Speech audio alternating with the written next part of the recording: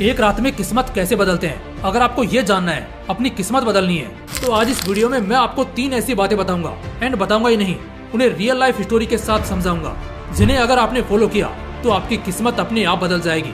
तो दोस्तों, अपनी किस्मत बदलकर अगर अपनी तकदीर लिखनी है ना, तो मेरे एक्सपीरियंस से 3 मंत्र यानी 3 टिप्स बता रहा हूँ। इन्हें आज से ही लागू कर दो और अपनी किस्मत का फैसला खुद करना सीखो। Point number 3, don't be afraid to failure. आपकी किस्मत कैसी होगी, इसका अल्टीमेट फैसला आपके फेलियर से ही हो जाता है। जैसे कि मैंने पहले ही बताया, आप जब बार बार फेल होते हैं तब आपको लगता है कि आप में कोई कमी नहीं है। यह आपकी बदनसीबी है कि आपको बार बार फेलियर का सामना करना पड़ रहा है। पर आप बार बार फेल होते ही इस वजह से हो क्योंकि आप उस काम को करने से पहले ही यह सोचने लग जाते हो कि आप उस काम में फेल तो नहीं हो जाओगे, और हो गए तो दोस्त, परिवार या समाज को क्या बताऊंगा। तो पहले तो इस डर को दिल और दिमाग से निकाल फेंको। कितनी बार ही फेलियर का सामना क्यों ना करना पड़े, अपने काम पर फोकस करके उसमें इम्प्रूवमेंट्स करते रहो। रिजल्ट क्या आएगा, इस बार भी फेल तो नहीं हो जाओगे, ऐसे थॉट्स अपने दिमाग में मत लाओ। थॉमस अल्वा एडिसन, इन्हें तो आप जानते ही होंगे। आपके घर में जो बल्ब लगा है ना, जो घर को रोशन कर रहा है, उस बल्ब को इसी इंसान ने बनाया है। सुनने में कितना आसान लगता है ना जब हम सुनते हैं कि बल्ब का आविष्कार थॉमस एडिसन ने किया, लेकिन हम ये नहीं सोचते कि इस बल्ब को बनाने के लिए उन्होंने कितनी मेहनत की होगी, उन्हें किन हालातों से गुजरना पड़ा होगा, कैसी कैसी परिस्थितियां देखी होंगी, कितने दिन अपने दिमाग को घिसा होगा। आपको जानकर हैरानी होगी, बल्ब बनाते वक्त एडिसन को 2774 बार नाकामयाबी हाथ लगी। मतलब एडिसन ने 2774वीं कोशिश तक बस 2 शब्दों को अपने ध्यान में रखा।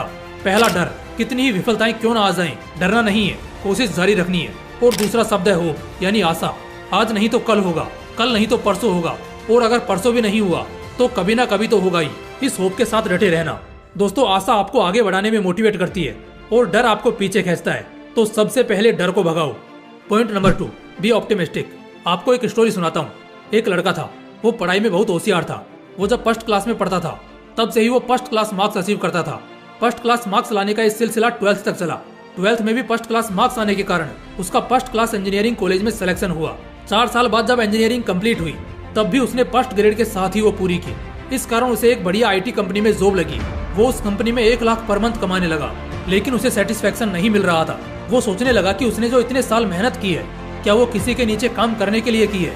ये थॉट रोज उसके दिमाग में घूमता रहता। इसी थॉट को दिमाग में लिए वो रोज एक चाय की टपरी पर चाय पीने आता था। एक दिन बड़े आश्चर्य से वो उस चाय वाले की तरफ देखने लगा और सोचने लगा कि भले ही ये आदमी कपड़े कैसे भी पहनता हो, पर खुद का मालिक है। वो इस बात को सोच ही रहा था कि उसके दिमाग में एक आइडिया ने जन्म लिया, क्यों ना वो भी एक चाय स्टॉल खोल ले। पहले तो उसे लगा कि चाय बेचना तो एक अनपढ़ आदमी का काम है, लेकिन उसने रियलाइज किया कि हर पढ़ा लिखा आदमी यही सोचता है। अगर मैं उनसे अलग सोचूं और बिना लज्जा के इस गोल्डन अपॉर्चुनिटी का फायदा उठाऊं, तो खुद का मालिक खुद बनने का मेरा सपना पूरा हो सकता है। इसी के साथ उसने रिसर्च शुरू कर दी। पहले 3-4 दिन एक अच्छी जगह ढूंढने में लगाए जहां लोग आते जाते हों, क्योंकि वो इतने दिनों से चाय की टपरी पर आता था।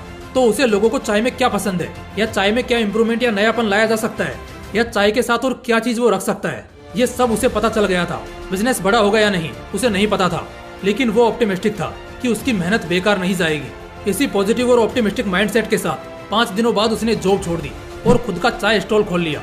लेकिन उसने अपने ज्ञान का उपयोग किया और एक बिजनेस स्ट्रेटेजी के साथ चाय बेचना शुरू किया। उसने अपने स्टॉल का फर्स्ट क्लास नाम रखा, लोगों की पसंद और नापसंद को समझना शुरू किया और कॉन्स्टेंट इम्प्रूवमेंट और हर अपॉर्चुनिटी का फायदा लेते हुए अपने ऑप्टिमिस्टिक माइंडसेट के साथ वो आगे बढ़ता चला गया। और अब वो इतना बड़ा चाय वाला बन गया कि उसके अब 1-2 नहीं बल्कि 50 से भी ज्यादा आउटलेट्स खुल चुके हैं, जिनसे वो अब महीने के लाखों रुपए कमा रहा है।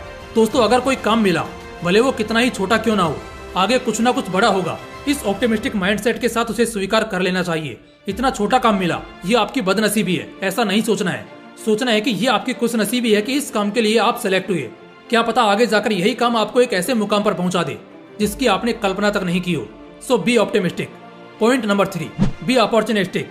आप सोच रहे होंगे मैं आपको ये क्या बता रहा हूँ, हम तो ये कर ही इसलिए रहे हैं ताकि कुछ करने का मौका मिल सके, अपॉर्चुनिटी मिल सके। यहाँ हमें खुद को अपॉर्चुनिटी नहीं मिल रही तो हम कहाँ से अपॉर्चुनिटी क्रिएट करें। दोस्तों, हमें अपॉर्चुनिटी क्यों नहीं मिलती पता है? क्योंकि वो हमें दिखती नहीं है। हमें वो दिखती नहीं क्योंकि हमारा माइंड सेट ही अपॉर्चुनिस्टिक नहीं है। देखो क्या है, अभी जो समय चल रहा है यहाँ अपॉर्चुनिटीज की कोई कमी नहीं है। जरूरत है तो बस खुद को तैयार करने की, खुद को समझाने की। यहाँ नसीब का कोई खेल नहीं है। यहाँ खेल है तो बस स्किल्स इंप्रूव करने का और अपॉर्चुनिस्टिक माइंडसेट रखने का। एक बार आप ये सीख गए तो आप यह भी सीख जाओगे कि अपॉर्चुनिटी क्रिएट कैसे की जाती है। आपको एक किस्सा बताता हूँ। सच बताऊं तो मुझे YouTube का कोई आइडिया नहीं था। मैं ऐसे ही मोटिवेशन की वीडियोस देखता था। देखते देखते मुझे लगने लगा कि ये तो मैं भी कर सकता हूँ। मैं भी लोगों को बढ़िया नॉलेजेबल लाइफ लेसन सिखा सकता हूँ।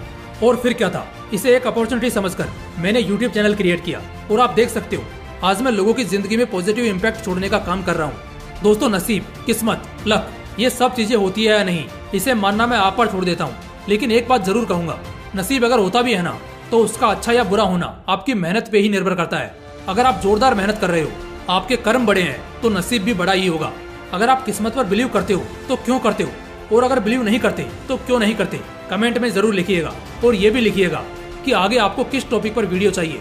जिस टॉपिक पर सबसे ज्यादा कमेंट्स होंगे उस पर मैं वीडियो बनाऊंगा। बाकी अगर वीडियो से कुछ सीखने को मिला हो तो दबा के शेयर कीजिए।